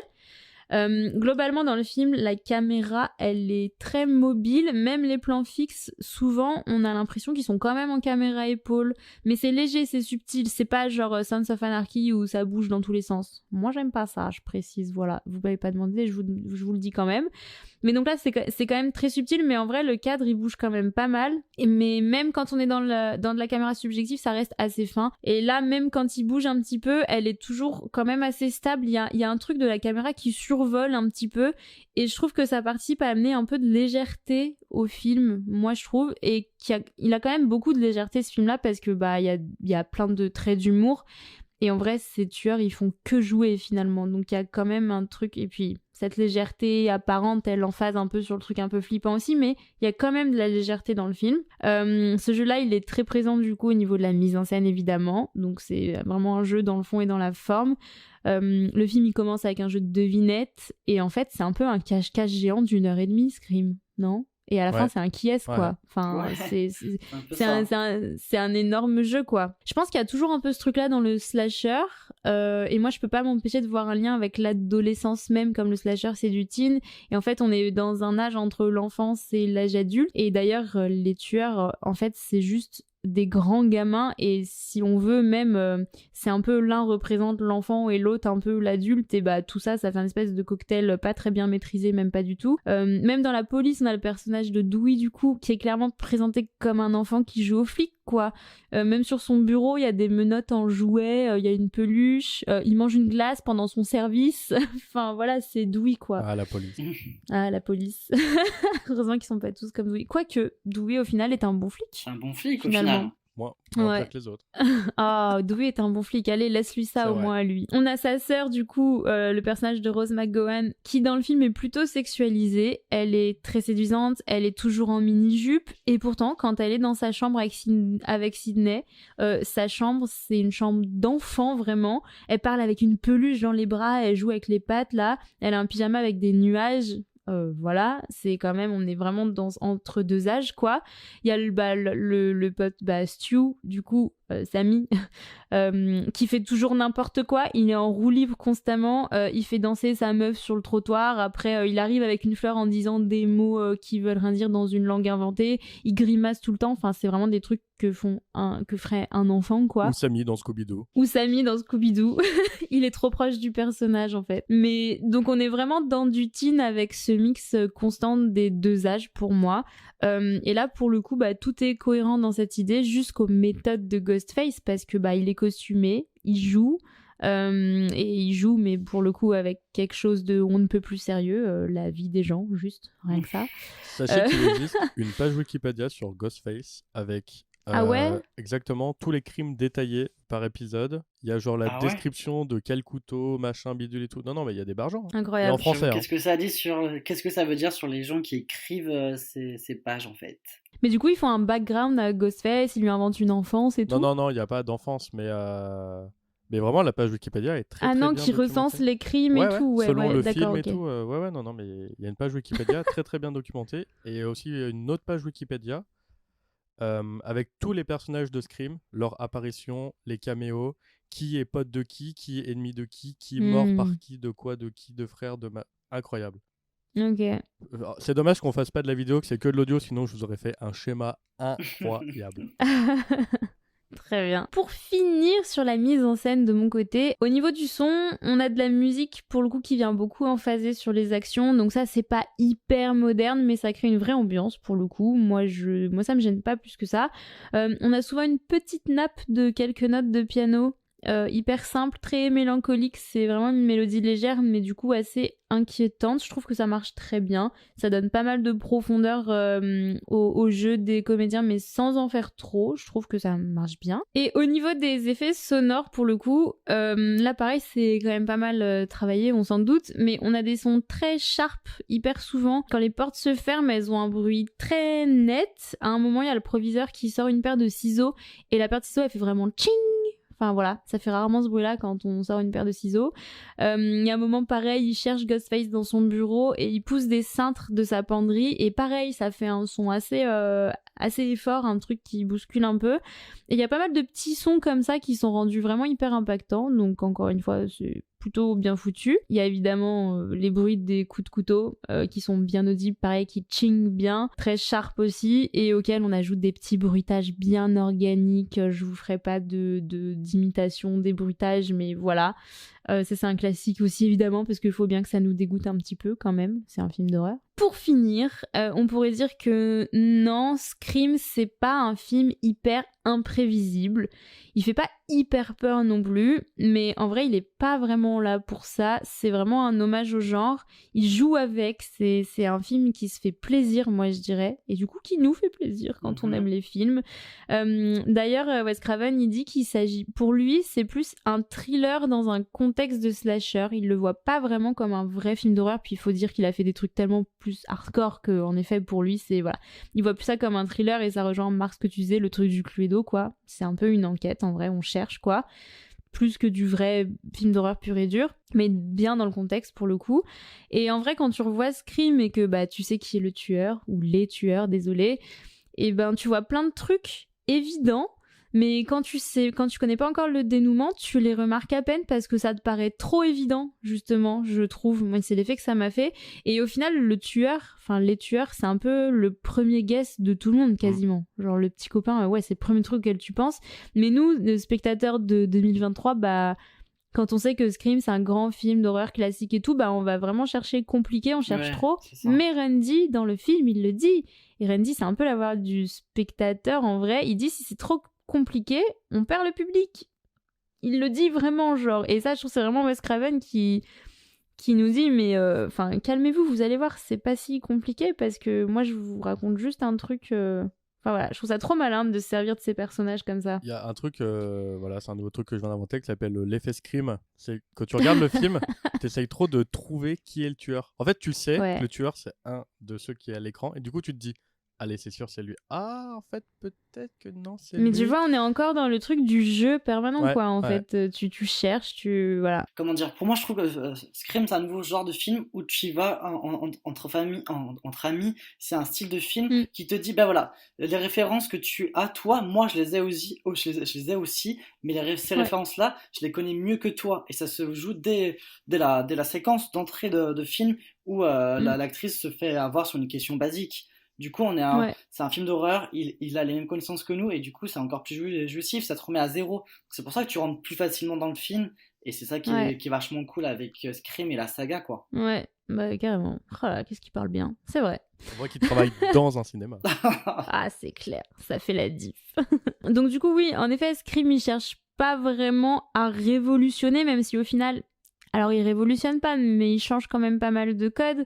Mais c'est un film d'horreur, comme je disais, qui aime les films d'horreur, en fait, avant tout. Et du coup, c'est un bon film pour les gens qui aiment les films. Donc, si jamais vous n'avez pas encore vu Scream, déjà, désolé que vous écoutiez ça parce que vous êtes spoilés à mort. Mais du coup, si c'est quand même le cas, il faut voir Scream et même le revoir. Je pense que c'est vraiment un film que tu peux revoir parce que à chaque fois, déjà, c'est un trop bon moment. Déjà, rien que ça. C'est nostalgique, pile ce qu'il faut. C'est un petit régal. Mais après, voilà, nous, on vous donne juste des idées pour passer votre 31 octobre et non pas décembre, au calme, parce que si vous avez que un plan foireux, vous allez vous retrouver à vous geler en terrasse dans un costume de la faucheuse, bah on vous suggère de regarder Scream au chaud avec des pop-corn salés, bien sûr, il y a même pas de débat, et comme ça, bah vous pourrez pas être déçus. Sans popcorn, évidemment. Moi, j'irais même plus loin. Un film pour un 31 décembre, ça peut être pas mal. Tu fais un jeu d'alcool avec les règles de films d'horreur. Ouais. En vrai, il y a un concept à Ouais, faire. tu peux aussi. Tu peux aussi. On peut tout faire avec Scream, voilà. C'est tout pour moi, les copains. Trop bien, merci Ninon. Est-ce que votre préféré, c'est le 1 ? Ouais. Oui, carrément. Moi, j'aime bien le 1, mais j'aime beaucoup le début du Oui. 2 dans le cinéma. Ah, Mais bah oui, encore une fois, c'est scène iconique. d'intro, quoi. Scène d'intro, c'est un court-métrage Ouais, à c'est part ça. entière, et elle est trop bien, bien sûr, avec, Elle est géniale. Jada Pinkett Smith. J'irais même plus loin. Est-ce que je préfère la séquence d'ouverture de Scary Movie 2 qui reprend la scène dans le cinéma? Je sais pas. Ah ouais, Franchement, une pépite aussi. Hein. Ouais, non, elle est trop bien. ça marche bien. Ouais. Et est-ce que vous avez vu la série Scream ? Non. Non, j'allais vous demander si vous l'aviez alors, vu, des en fait, conseils. j'arrive pas à la trouver. Elle est disponible nulle part. Ah Faut ouais la télécharger illégalement et du coup, ça m'emmerde. Mais On fait pas ça, nous. Jamais. voilà, donc si vous l'avez, n'hésitez pas à me l'envoyer. Et bah Ok. ouais, non, du coup, personne l'a vu, on peut pas en parler. Non. Non, mais apparemment, c'est pas si dégueu. Hein. Ah ouais? C'est vrai? Bah, de ce que j'ai lu, c'est pas si dégueu. Ok. Il y a pas- des acteurs de la franchise Non. qui reviennent? Non, pas du tout. Aucun. Ok, Aucun. Et apparemment, dans la saison 1 et 2, il n'y a pas Ghostface. Bah, d'accord. Bah, c'est quoi? c'est Ah qui ouais, alors? d'accord. Oh, on l'a pas vu. Non, on Ça, sait je l'ai pas. vu. Mais l'affiche, elle fait un peu plus flipper que, que Ouais, le vrai Ouais. Scream. Alors, je vous propose qu'on passe aux quelques anecdotes que vous m'avez pas encore volées. Qu'est-ce que j'ai comme anecdote? Est-ce que vous savez combien de litres de faux sang il y a eu pour Scream 1? Ouah, non, Oh mon je sais dieu. pas beaucoup. Bah, dites un chiffre. Allez, on fait monter les enchères. Alors attends, Je saurais même pas nombre dire, de je suis nul à litres, ça. ouais, moi j'ai du mal à me rendre compte, mais ça doit être... Pour toute la franchise ou que pour le premier film? Que pour le 1. Attends, 50 Vous litres? avez 5 litres de sang. Ouais, j'allais dire Dans votre corps. allez, 50 litres? 60 100 litres. litres? C'est 200. 200, waouh. Ok, au départ j'allais dire 100 litres, puis je me suis dit non, attends, c'est trop. Ok, 200 litres de faux sang, c'est celui-là où il y a eu le plus de faux sang. Pour vous dire, Ok. c'est 5 fois plus que le 3 et 3 fois plus que le 2. Ah ouais. Voilà, c'est énorme. Ouais, ça m'étonne pas que le 2. Pour faire crier Drew Barrymore, Wes Craven, il a utilisé une technique, ce que j'appellerais la technique Kubrick. C'est-à-dire qu'il lui racontait des histoires d'animaux malmenés et torturés, Oh. alors qu'elle sait qu'elle est concernée par la protection des animaux, juste pour la pousser à bout et qu'elle hurle pendant le film. Ah, c'est pas très cool. Ouais, c'est pas foufou ça. Voilà, c'est ce qu'on appelle la méthode Kubrick. Ok. Wes Craven, du coup, on a dit que c'était un homme de référence. Et du coup, Wes Craven, il a mis du Freddy dans Scream, parce que Wes Craven, il apparaît dans Scream sous les traits de Freddy Krueger. Ah ouais? Ouais, il est Fred, le gardien du lycée, et il est habillé en Freddy Krueger. Ah, Je trouve trop ça bien. très très drôle. Ouais, c'est drôle. Joseph Whipp, qui joue le shérif Burke dans Scream, il joue aussi un flic dans Freddy. Mhm. Voilà, même personnage, donc on peut se dire que C'est dans le même la monde. même ville ou Ouais. dans la même diégèse. Ouais, c'est voilà, ça. je veux pas interpréter des choses, mais peut-être. Mhm. Et à un moment, Rose McGowan, elle a un crop top avec le numéro 10. Mhm. C'est exactement le même que Johnny Depp dans Freddy. Oh, Mais non. le fameux crop Si. top. Ah, fun. C'est fou, hein. Voilà. Et il y a aussi des refs à Halloween de Carpenter. Alors Ah bon tenez-vous bien, ça là, elle est très technique. Dans la scène d'introduction, quand les parents de Drew Barrymore, ils arrivent chez eux, Mhm. le père dit à sa femme d'aller chez les Mackenzie. Oh Et les Mackenzie, c'est le nom des voisins de Laurie Strode. Mhm. C'est beau. C'est beau. Et dans Halloween, 20 ans après, donc c'est un autre Halloween, il parle de se réfugier chez les Baker, qui est le nom de Drew Barrymore, Casey Oh, Baker. putain, génial, j'adore. Ça là, incroyable. Hein. Ouais, pas mal celle-là. Bill Loomis, il tient son nom du docteur Loomis, le psychiatre dans Halloween. Mhm. Mhm. Et là, j'ai une anecdote, je sais pas d'où elle sort, elle est incroyable. Elle est incroyable. Dernière phrase que Stuart il prononce, c'est I think I'm dying here, man. Est-ce que vous savez dans quel autre film elle est cette phrase? Non. Non. Elle est dans Reservoir Dogs. C'est une phrase que Tim Ross dit à l'arrière de la voiture Ouais. quand il s'est pris une balle. Et ben voilà. Ah putain, classe. Wes Craven, c'est juste un homme de référence. Un cinéphile hors pair. Bah, comme Tarantino, donc ça marche. Et moi, j'ai une autre anecdote, mais qui m'est personnelle, c'est que j'avais un prof de guitare, son nom, c'était Freddy Krueger. Alors, ça s'écrivait pas comme Krueger, les griffes de la nuit, mais ça se prononçait Krueger, voilà. Donc, j'ai joué de la musique avec Freddy Krueger. Ok. Stylé. Voilà pour les anecdotes qui me restaient que vous m'avez pas volées. Donc, Scream, c'est un film qui a extrêmement bien marché. Il a coûté 14 millions, il en a rapporté 160 173 46 663 dollars exactement. Ah oui, en effet. Voilà. Je crois que c'est le, si je dis pas de bêtises, c'est le deuxième plus gros succès de Miramax à l'époque, après Ouais. Pulp Fiction. Donc le film il a été très très bien accueilli par la critique du public, mais aussi par la critique professionnelle. Il a été récompensé donc dans des festivals de films d'horreur, dont le Grand Prix au Festival de Gérardmer en 97. Et Campbell et Barrymore ont été remarqués, malgré ce que dit Ninon sur Campbell. Ça a été très remarqué. Et du coup, bah, voilà, le succès est de telles ampleurs que bah, y a eu 7 films. 6 films et le 7 qui sort en 2024. Il y a eu une série télé avec 3 saisons. Il y a eu Scary Movie à partir de 2000, etc. Un nombre de masques vendus tous les ans, je pense, hallucinant. Ouais. Ah, de fou. Et fun fact, à la base, Scream s'appelait Scary Movie, le premier nom du film. Ouais.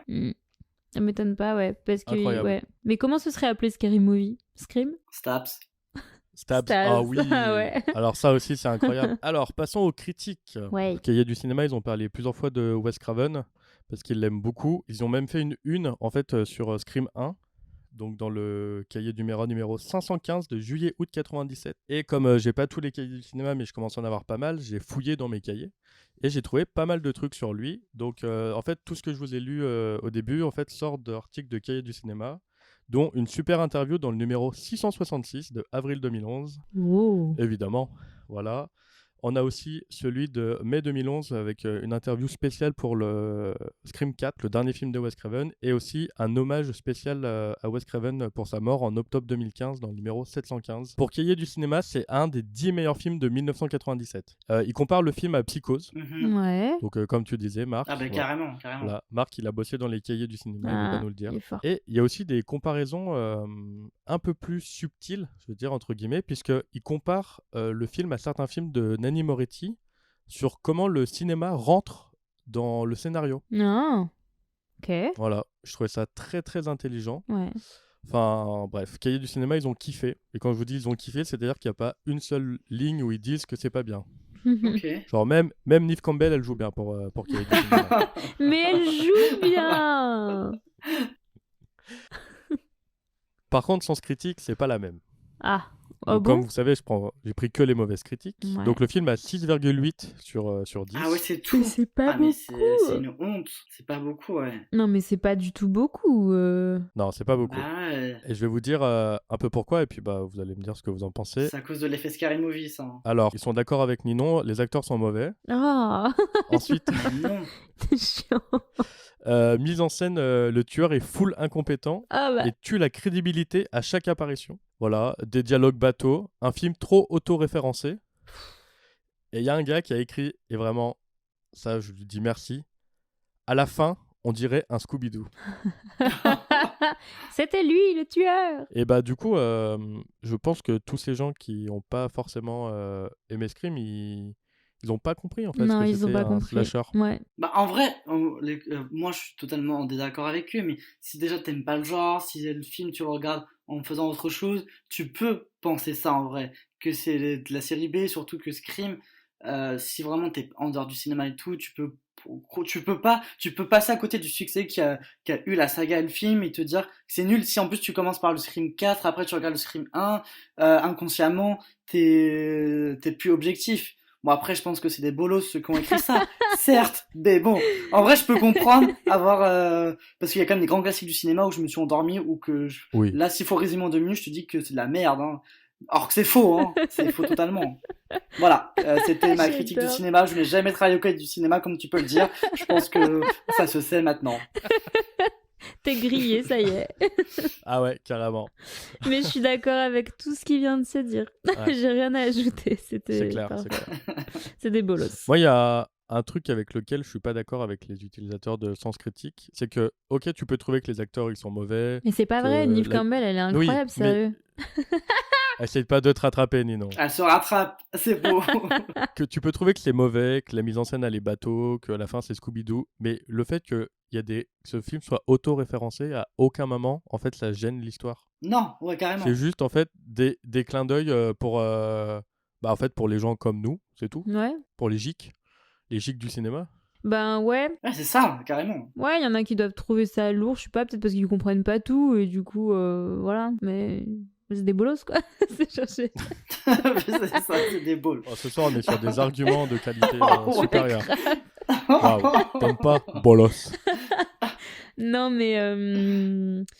Et puis, non, mais par contre, dire que la mise en scène, elle est creuse ou pas bien, ça, c'est quand même pas possible, quoi. Ça, c'est pas vrai, on Ouais, je suis n'est d'accord. pas d'accord avec ça du tout, hein. Voilà. Je sais plus ce que t'as dit Ouais. d'autre. Il y avait quoi Il taillait quoi, la mise Mauvais en scène? acteur, mise en scène bateau, dialogue bateau, film trop Non, référencé. moi, À la fin, on dirait un moi, les Scooby-Doo. dialogues, j'aime bien.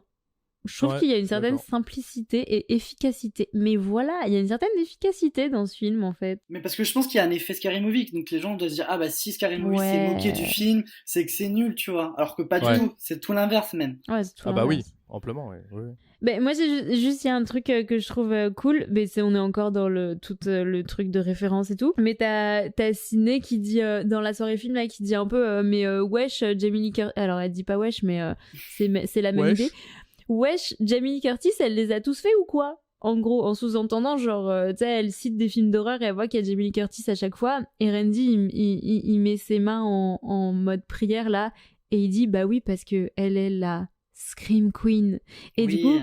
Jamie Lee Curtis, c'est la fille de Tony Curtis, oui, mais aussi et surtout de Janet Leigh, qui est du coup Yes. la comédienne de Psychose et qui est la première traditionnelle Scream Queen. Et du coup, je trouve ça Tout à fait. marrant qu'il y ait ce truc-là. Encore une fois, une ref qui est appréciable, qui est savoureuse, voilà. Tout est lié. Et en 2015, d'ailleurs, il y avait eu la série Scream Queens, que j'avais regardé sous Ouais. tes conseils, Marc. Ah ouais. Avec Jamie Lee Curtis, justement, qui pour le coup, comme elle est plus âgée, bah, elle adopte un autre rôle que là où on pourrait l'attendre. Enfin, il y a un peu un truc de daronne qui est marrant.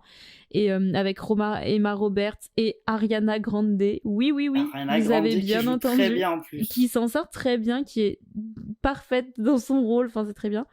Et pour moi, Scream Queens, pour le coup, ce Scream Queens-là, la série, je pense qu'elle essaye de faire un peu la même chose que Scream à l'époque. Mhm. Donc c'est pas Wes Craven, donc c'est plus ou moins réussi, puis c'est en mode 2015, donc c'est en mode série, c'est voilà. La série, elle est pas parfaite ou quoi, mais en vrai, moi je trouve que c'est un bon truc à regarder à Halloween, et il y a une vraie, ils construisent quand même une vraie vibe qui est cool. Bah, Mais, moi, même, voilà. j'irais plus loin. Je trouve que la série est bien réussie. Elle a ses défauts. C'est quand même le créateur c'est Ryan Murphy, celui qui a fait American Horror Story, Ouais. qui s'y connaît plutôt bien. Donc, je C'est trouve pour ça que la série, vibe, elle est vraiment cool. ouais. Il y a eu 2 saisons et elle a été mal reçue. Et comme elle devient culte avec les années.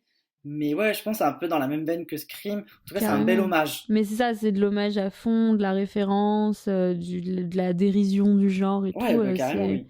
C'est sympa à regarder, ouais, Scream Queens. Mais voilà. Donc oui, Jamie Lee Curtis, she's the Scream Queen. Voilà. Ah, mais l'original. Bah, Inégalé. l'original. Ouais. Et bah voilà, je pense qu'on en a fini avec Scream. Je suis un peu triste. J'ai un peu envie qu'on en parle encore, Ah ouais mais en même temps. Il y a tellement de ouais. choses à dire, et même sur Ouais. la saga, c'est Ouais. quand même assez dingue. C'est quelque chose.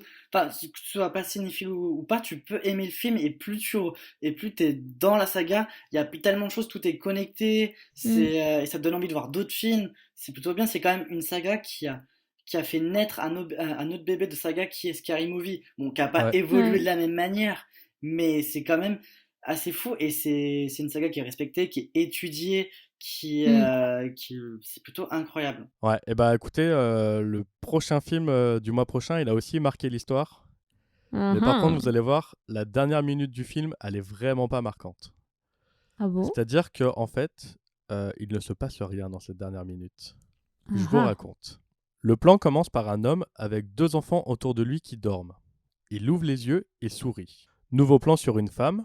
On revient sur les 3 personnages. Nouveau plan sur la femme. Nouveau plan sur les 3 personnages, mais avec une échelle de plan et un nouveau cadrage. L'homme regarde les enfants et regarde en face de lui la femme qui est assise. Contre-champ sur la femme qui tourne la tête sur la droite. Retour au plan initial des 3 personnages. L'homme tourne la tête vers la gauche. Plein d'oiseaux en train de voler. Retour au plan initial avec les 3 protagonistes. Encore un oiseau en train de voler. Et là, on a un plan large d'un aéronef qui part au loin vers le soleil sur la musique du film. Et là, c'est le générique de fin. J'ai failli la chanter, la boulette. En fait, quand j'ai revu ça, je me suis dit, Oh là là. Le C'est film est difficile, hein. incroyable. Mais par contre, la dernière minute, elle est vraiment dure. Une idée, Ouais. Marc?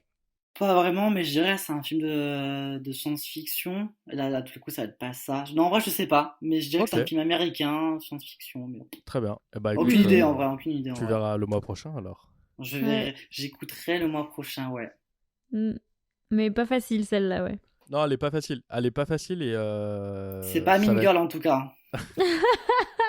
Toujours pas. Bien vu. T'es sûr?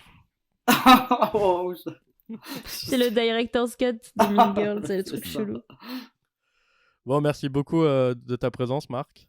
Merci encore une fois pour l'invitation, Bah, c'était écoute, très c'était cool. un plaisir. Tu nous as apporté plein d'anecdotes qu'on n'avait pas ou que tu m'as volées. Mais c'était vraiment cool. Mm. C'était vraiment cool. Merci, Ninon, de ton travail, de ton implication. Bah avec plaisir. Et regardez Scream parce que c'est trop bien. Ouais, de Ouais. ouf. C'est le mot de mon mot de la fin. Du coup, on vous souhaite un joyeux Halloween parce que normalement, ça sort avant Halloween. Vous pouvez toujours nous retrouver sur YouTube, Instagram et Spotify. Voilà, on vous dit au mois prochain. Ciao. Salut. We'll be back.